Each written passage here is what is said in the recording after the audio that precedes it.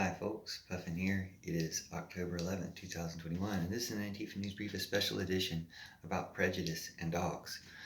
Or about prejudice, and I'm going to talk about dogs to explain it. I think this is a video that could explain prejudice to people of any age, meaning no matter how old you are, no matter how long you've been prejudiced, this maybe can help you understand it better. Or no matter how long you've been against prejudice, this maybe can help start open conversation about it in a friendly way. No matter how young you are, if you hopefully haven't experienced prejudice or aren't aware of exactly what it is, hopefully this is a way to explain it. Now, recently, there's been a lot of debate, hot debate, about whether or not schools can talk about prejudice, can teach people about prejudice. And a lot of people have been attacking and harassing school boards and teachers and stuff over trying to teach critical race theory or over trying to teach anything about prejudice in schools, which they therefore label as critical race theory, even if it's not. Just trying to teach diversity in schools. They mislabel or they demonize that because there's really nothing wrong about critical race theory, but that's what they've labeled it to demonize it and rally around it. Now, the exact same people who were doing that about critical race theory are now doing it to the same school board members over masks. You know, the school board's having the audacity to try to keep kids safe and keep the community safe by keeping kids who might not even feel the effects of the virus but spread it to other people from getting the virus as much as they possibly can by giving them masks. People are attacking them for that. So these people are obviously wrong, and it's the exact same people who were attacking people over teaching about prejudice who are now attacking people over trying to protect us with masks. That's all bad and wrong, and that's part of white supremacy. But it goes to show these people get very aggressive and angry about protecting their white supremacy. And it becomes hard to talk to people who get very aggressive and angry. So I wanted to use a different example about dogs, that everybody loves dogs, and using dogs as an example, I think I can explain prejudice in a way that people will understand and can calm down about and talk about, at least in this context. So I personally had a prejudice previously that I've overcome, and my prejudice was against people who put clothes on dogs. And you may have that same prejudice. Now, the thing about prejudice is if you have a prejudice, you probably just believe that you're right. You think, hey, the thing that I believe about this group of people or about this situation is true. So what I believed is people who put clothes on dogs are, silly, or there's something wrong with them, because not that there's anything wrong with being silly, but that there's something selfish or egotistical or conceited about putting clothes on dogs, because you're trying to, you're doing it for yourself. You're not doing it for the dog. That's just what I thought, and it may actually be true in some cases, and depending on what people are putting on their dogs. But what happened to me is then I got more new information. I felt that way for years and years, that people who put clothes on dogs were being selfish and not respecting the dogs or not doing it for the dog. Until I had a different experience that opened my eyes, because after years and years and years of feeling that way, I got a dog who wore clothes. It was a dog that that came already wearing sweaters.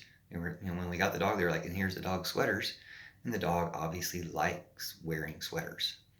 So having a dog that personally likes wearing sweaters, and you realize, hey, the shape, the makeup of this dog, and in this climate, it makes sense for a long dog, especially to want to wear sweaters to keep more body heat. Just a natural situation. And this really came to mind recently because I had a different prejudice. And I thought that people who put a chihuahua in a bag, in a handbag or something, were, that same thing. And I still thought that even after I changed my mind about dogs wearing sweaters. Realized, hey, maybe the dog wants to wear a sweater. Maybe a chihuahua wants to be in a handbag. I didn't ever really consider that much before. Or I considered it because they seem happy enough, honestly. But now I have a chihuahua. There's a chihuahua that lives with me who requires a lot of attention and wants you to, hold it all the time. And there's situations where the chihuahua is going to go bark at a neighbor's dog or something, and you're like, you know, I don't want to have to hold this dog all the time to satisfy its need for comfort or security or attention. Being in a handbag might satisfy that. I haven't tried it yet. I don't know that my dog would like that.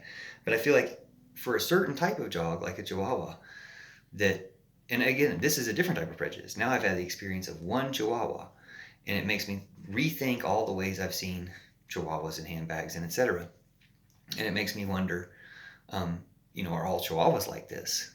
But this is just my one experience of a Chihuahua, so I can't be prejudiced towards all Chihuahuas or assume all Chihuahuas are like that, because this one is. But that's the way prejudice works. Prejudice is a belief that you have that is wrong, but you don't know it's wrong because you believe it. So you just, you're going to focus on information that reinforces that belief and ignore things that disprove it until you have an experience that just disproves it. So when you have wider experiences, when you have more diverse and varied experiences, when you get more educated or aware, you get over prejudices that you didn't know you had. So you can say, hey, I'm not prejudiced, and Donald Trump isn't prejudiced, and we're not racist, we're not sexist, and things like that. And then find out what certain things are, or what things mean to other people, get some new perspective on it, and realize, oh, wait, we were racist. He is racist. I don't want to be racist. I don't want to be sexist. I don't want to be prejudiced. And it's better for everyone all around. Like if I think, oh, it's silly for dogs to wear sweaters, and then I get a long dog that needs sweaters in this climate, or would prefer sweaters in this climate and don't provide them, then that's unfortunate for that dog. That dog's going to be cold. Or if I could have more comfort for myself and my dog by them enjoying riding in a handbag sometimes, I might want to look into that, just explore whether that would work out. So I encourage you to explore things as well, to broaden your horizons, have more experiences, meet more dogs, and meet more people, get more perspectives, and be willing to consider that, hey, maybe we all have prejudices that, if it's a prejudice, it is a belief, and it's a belief that while having it, you're not going to be willing to see through it. So try to, be self-reflective, take a look at yourself, and also just be communicative with people to find out more about yourself and more about other people. So thanks for watching. Let's all overcome prejudice and help each other overcome prejudice. And let's do it quickly to solve the problems that prejudice causes. Let's also be patient with each other so we can actually get a chance to help someone overcome something, instead of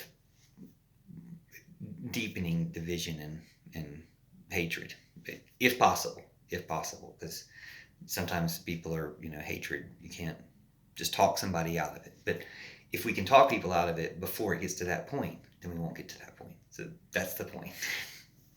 Thanks for watching. Let's overcome prejudice and be nice to your dogs. Find out what your dogs really like.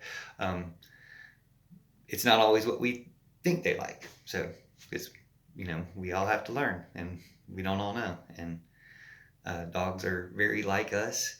And in some ways we probably know intuitively more, but we can figure it out through being kind to them and trying to listen to what they have to tell us in their ways. Just as we can do that with people, we can be kind to them and listen to what they have to tell us, and people can talk to us.